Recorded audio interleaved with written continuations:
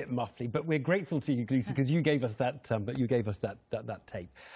Do you agree that the Brexiteers are worried, first of all, and do you think Boris Johnson's comments last night reflect that? Because quite a lot was said on that in that evening. Yes, certainly he's worried. He made that absolutely clear. And I think, in particular, his punchy broadside at the Treasury, accusing the department of being at the heart of Remain, was pretty hard-hitting. It was interesting to me, the long transcript he spoke at the dinner that lasted more than an hour last night.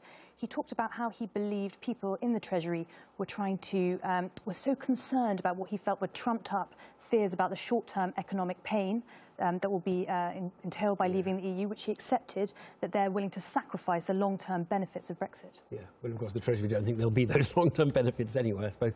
Fraser, other resignations, Boris Johnson even.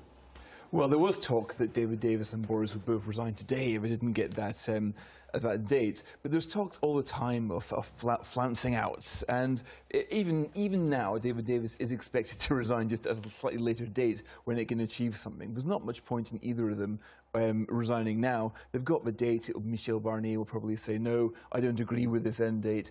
And we can kind of see what's going to happen now. If the British government has spelt out its so-called backstop position, and the EU prefer this to the deal, why would they bother to do But a deal? the EU don't officially actually like the British version of the backstop. Well, they don't like their position is to reject every single thing the British come up with and wait until there's another concession and another concession. Right now, I think the backstop will probably be the most favoured option of the EU. They also know they've got to be careful, because if they're too intransigent and the Parliament doesn't vote for any deal, then the default will be no deal, or rather world trade deal. Yeah, yeah. Peter Bone, you're a fervent Brexiteer. Basically, the government is taking us towards the backstop deal, which is a pretty soft Brexit. Well, it's not even a soft Brexit. We're not coming out. The idea that there's a date in the document, well, it's an aspiration. Yeah, David Davis was just deluding himself. Well, I read it. I mean, the more I read the document, the more depressed I got. Basically, it allows us to stay effectively in the EU indefinitely. They've crossed the red line. It's not acceptable. Many of my colleagues on the back benches won't support it, and I certainly won't. But I'll tell you why a lot of Tories would disagree with Peter. We will still be leaving the EU in March. We'd be getting control over the borders. The money to the EU be going down. These are lots of pretty big wins. Now, people like Peter would say, look, if we're not in the still in the customs union, there's no real Brexit. But a lot of other Tories just want this over. Well, and you're a Brexiteer who kind of is okay about the customs union, in fairness, aren't you? You don't have a problem. It's not something I would die in a ditch over. Yeah. But Peter Bone, what happens? Well, what has to happen to rescue the Brexit you want, the hard Brexit you want? Well, actually, you just said it. I mean, it might be Mr. Barnier. He might say, oh, God, we can't agree to any of this, and we effectively fall out. Now, that's not what I want to say. I want Theresa May to say now, look, we've tried a negotiation. It's all a bit of a mess. We'll go for a world trade deal. We're going to have no more negotiations with you. We're going to come out of the EU end of March next year, where we will save £39 billion to start with. We can impose our own immigration policy. We get back our own fisheries. We can make our own trade deals. We make our own laws. No transition. Yeah. And of course, if you say it now, you've got enough time to put it in place. And people will say about Northern Ireland... But are we ready? Are we ready for that? Well, that's what I'm saying. We don't have the customs posts. We don't have... Well, I mean, it feels like they've been doing more preparation for this than we have. Well, I would argue, first of all, we don't have to put any tariffs on. So, therefore, in Northern Ireland, we won't have a border. That's actually against WTO rules. I need to point that out. Well, you have to have a border under WTO rules. Don't WTO rules say there has to be sincere cooperation between and that means if you've got a line, they couldn't impose tariffs on us. So the legal situation, I don't care. I just want to come out. Let's announce it. Let's deliver what the British people wanted. And you couldn't come out to a very soft Brexit, EEA or something like that, for 5 years while Britain thinks, considers and goes and works out how to harden the Brexit, if that's what we want to do. I know it's difficult to remember, but 2 years ago we had a referendum and we voted to come out of this wretched thing. And while people want to keep us in and put all these... The people voted to come out. So let's just do it. And I tell you, from my party's point of view, if we don't come out, we are in big trouble. Because a lot of businesses would say it would be very costly. Do you think, Lucy, the hard version of Brexit, the original government view, can still happen?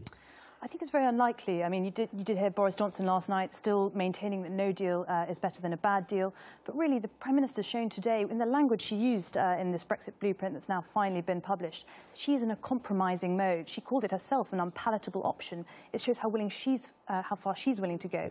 And I don't pick up in the corridors of Westminster that there are that many senior Brexiteers who are in line with Boris, willing to kind of crash out on WTO rules. It was interesting. I was talking to somebody today who knows Theresa May's mind, and there's essentially three sorts of Brexit. There's out, there's a big negotiation, and there's what Theresa May wants in the middle, which is a bespoke negotiation.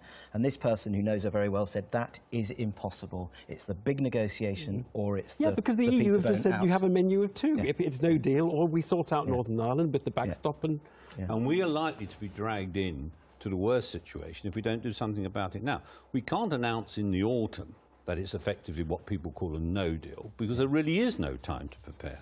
So that's why what we have to do... Well, there isn't time to prepare now, by the way. Just well, no, we are going to disagree on that point. But what Theresa May, it's very simple. All Theresa May has to do is get rid of all these Remainer officials and SPADs and put someone in charge who actually believes in Brexit, like David Davis. OK, don't dominate, Peter. Peter's other problem is the parliamentary arithmetic, isn't it? Now, what are the rebels doing, Nick?